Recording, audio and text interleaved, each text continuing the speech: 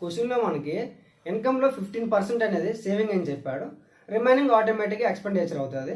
అయితే తర్వాత ఏం చెప్పాడంటే ఇన్కమ్ అనేది 20% ఇంక్రీజ్ అయింది అన్నాడు, ఎక్స్పెండిచర్ అనేది 10% ఇంక్రీజ్ అయింది అన్నాడు.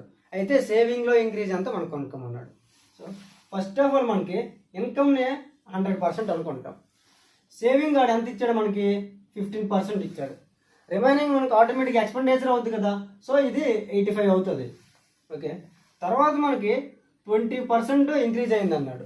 100లో 20% అంటే 20 కదా, సో మొత్తం 120 అవుతుంది. తర్వాత ఎక్స్పెండిచర్ అనేది మనకి 10% అని చెప్పాడు. 85లో 10% అంటే 8.5 ఇంక్రీజ్ అవుతుంది. సో ఈ రెండు యాడ్ చేస్తే 93.5 అవుతుంది. ఇప్పుడు మనకి చేంజింగ్ అనేది ఇక్కడ టోటల్గా 20 వచ్చింది, ఇక్కడ మనకి 8.5 వచ్చింది. రిమైనింగ్ అనేది మనకి సేవింగ్లో వస్తుంది కదా, సో 20లో 8.5 తీస్తే 11.5 అనేది మనకి ఇక్కడ ఇంక్రీజ్ అయింది.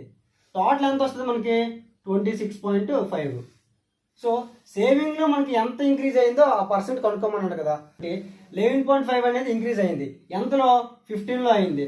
సో 11.5/15 × 100, 5తో 3 టైమ్స్, 5తో 20 టైమ్స్. ఈ 20 × 11.5 అనేది మనకి 230 వస్తుంది బై 3. 3తో 1 టైము, 3తో 7 టైము, ఇంకా 6 టైమ్స్. పాయింట్ పెట్టుకుంటే 6 టైమ్స్ అనమాట.